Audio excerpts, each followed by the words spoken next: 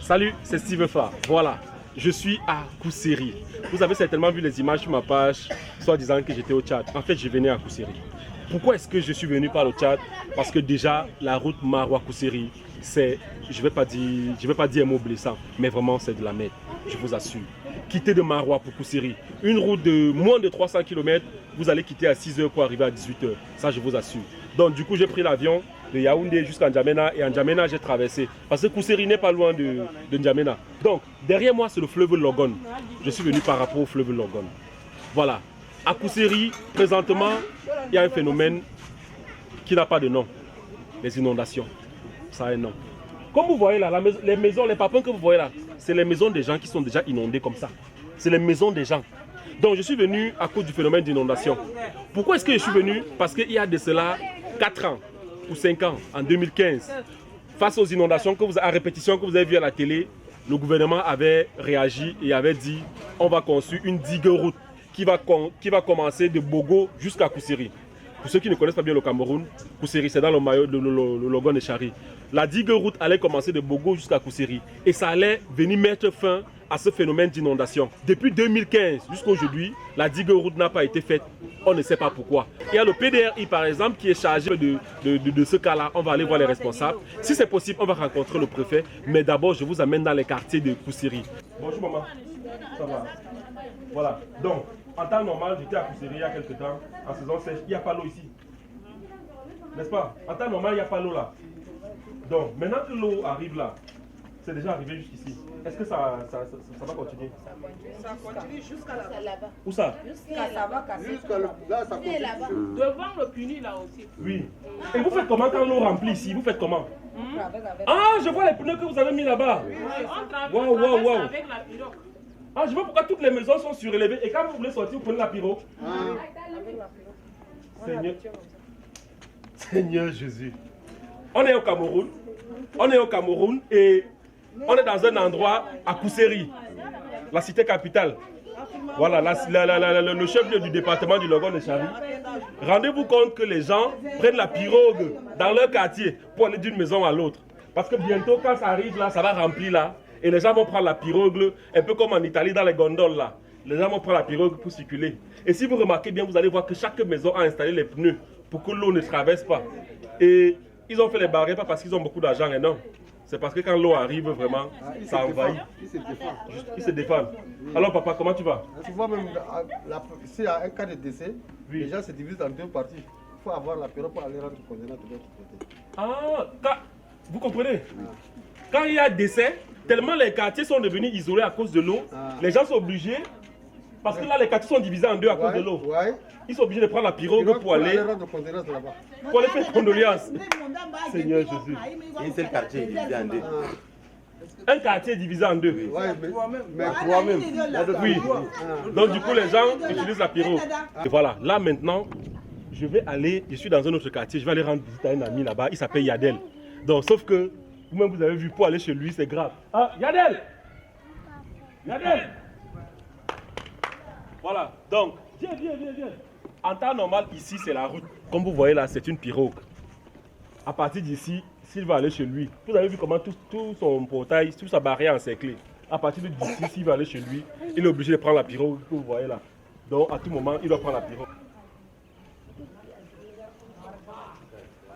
Oh, mon frère Yadel, on dit quoi? Oh, mon frère, ici, dans l'inondation là, c'est pas à parler. Non, il faut parler. Comment tu dis que c'est pas à parler? Il faut parler. Ça nous est dépassé. Ah bon, hein? L'État même là, l'État ne nous regarde même pas, on est dans le Ouais. on sait de quoi faire. Ouais, t'inquiète mon frère, c'est pour ça que je suis là. Pour dire bonjour même aux voisins, là, il faut d'abord traverser par la pirogue. Ouais, mon ami, on dit quoi? Ouais. On est désolé. Ouais, attends, je pas la maison. Il faut que je m'assoie. Ok, tout ça, ils sont au milieu. Ouais, pour aller rendre visite à mon ami. Pour aller rendre visite à mon ami, je suis obligé de prendre la pirogue. Je dis, est-ce que tu sais que le gouvernement a promis de faire une digue qui devait quitter de Bogo jusqu'à Kousseri? La promesse du gouvernement, là, c'est depuis, c'est pas de nos jours. Depuis que nous sommes encore petits, là, on a entendu parler de la digue, mais Oui. jusqu'à présent, on ne sait pas si sont à quel niveau, on ne sait jamais. Tu sais, est-ce que si on fait la digue, vous n'aurez plus ce problème? Non, nous n'aurons pas de problème. Si on fait la digue là, non? Si on fait la digue là, vous voyez ça là, si la digue passait là, on n'allait pas rester comme ça, on ne Oui. va pas traverser par la pirogue. Justement. Et je rappelle que tu es dans ton quartier. Ce n'est pas les histoires qu'on raconte là. Et tu es à Kousseri. Je suis à Kousseri. Voilà. Donc, né à Kousseri, grandi à Kousseri. Donc, ma famille, tout est à Kousseri. il faut dire que Kousseri n'est pas la seule localité touchée par ces inondations. Parce que si vous allez à Ouaza, il y a les villages entiers qui ont disparu. À Maga, à Logon Birini. Et les gens vont maintenant s'installer sur la digue route. Il y a une digue route qui a été faite quelque part là-bas. Les gens s'installent sur ça. Tous les villages ont disparu. C'est impossible d'arriver là-bas, comme je vous dis. Donc, pardon, il faut que le gouvernement fasse quelque chose. Vous avez promis la construction d'une digue de Bogo jusqu'à Kousseri, qui allait mettre fin à ces inondations. Si j'ai décidé de quitter Yaoundé pour venir ici, c'est parce que vraiment cette situation est vraiment préoccupante. Et il faut qu'on arrête de croire que le Cameroun s'arrête à Yaoundé ou bien Douala. Le Cameroun, c'est aussi Kousseri. Nous, les habitants de Kousseri, nous sommes au Cameroun. Faites quelque chose pour nous. Faites quelque chose pour nous. N'attendez pas les dégâts pour venir nous donner les sacs de riz. On ne veut plus les sacs de riz. On veut que vous construisez la digue route. Nous-mêmes, on peut aller cultiver notre riz. Tu as compris, non? On ne veut plus. Oui. Construisez-nous la digue route. C'est ce qu'on veut. Donc là, nous sommes chez Maman Kachala. Nous sommes toujours à Kousseri. Voilà. Maman. Donc là, l'eau a retrouvé le chez toi. Il faut dire que tout ça, c'est ta maison ici. Là, c'était quoi? Là, c'est le WC. Et c'est parti comme ça. Donc il y a une fosse là, une fosse où les gens font caca. Et c'est ça qui est englouti comme ça là. Et tu fais comment maintenant? C'est resté comme ça. Ouais, la digue. Il faut qu'on fasse cette digue là. Vraiment. Ça ne va pas. Ouais, assez maman. Merci. Elle dit que sa maison tombe.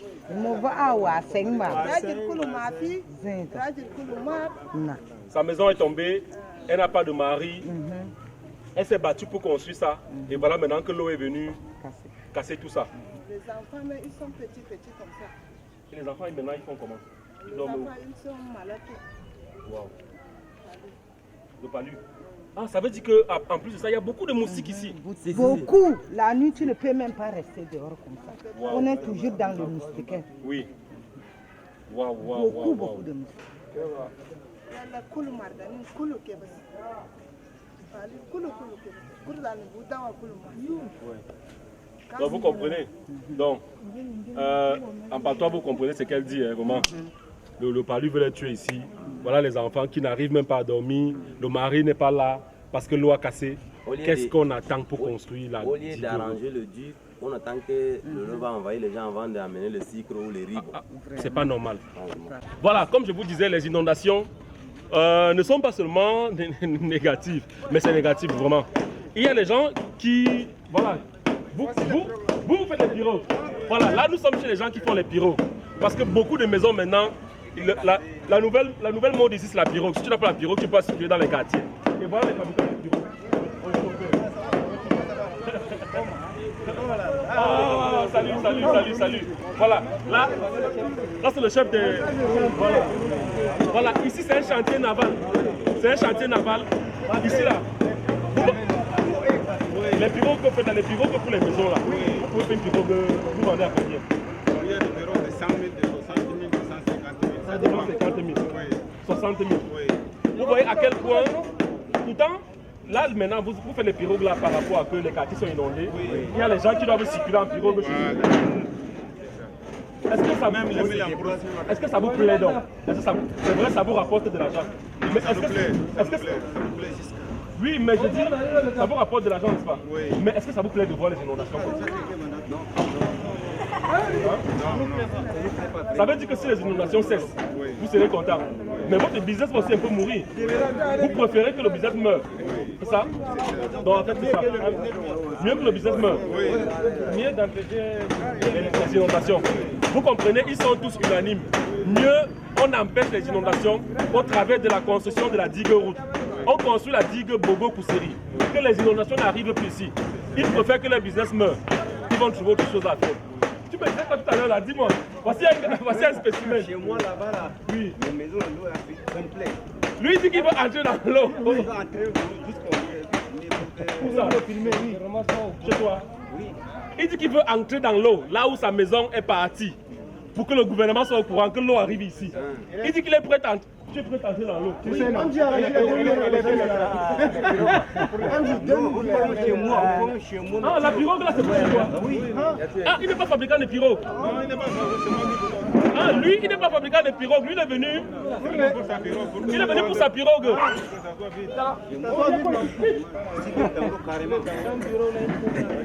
Sans pirogue, il ne peut pas arriver chez lui. Donc, il est venu là. Tu es venu faire quoi? Acheter une pirogue bien. Il a acheté dans tout Ah, il a acheté.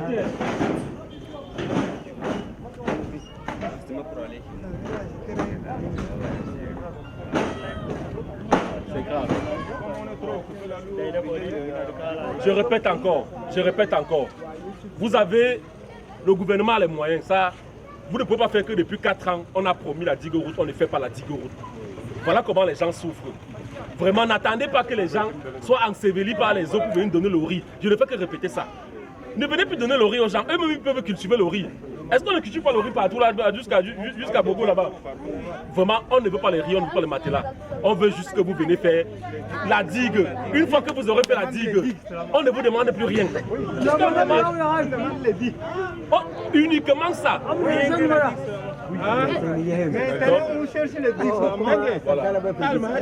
Donc, vous avez compris.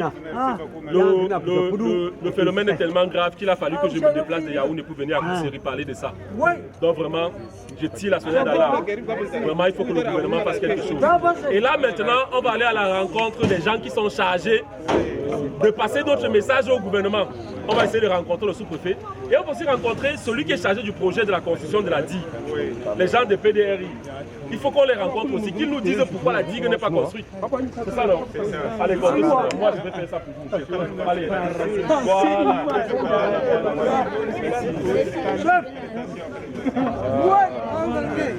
voilà. Galaxy d'or à télé à la Cameroun.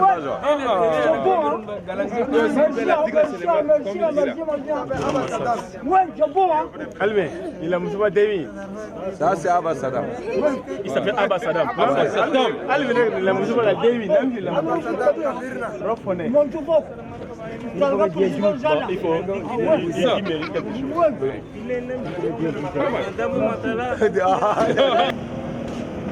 Voilà. Donc c'est ici que je mets un thème à cette vidéo. Je mets un thème parce que je suis allé rencontrer les responsables du PDRI. Le coordonnateur n'a pas... Bon, en tout cas, on nous a dit qu'il n'est pas là. On est allé pour rencontrer le préfet n'est pas là. Donc du coup, je ne peux pas faire la magie. Mais toujours est-il que je suis tombé sur ce document. Il y a une conférence qui a été organisée.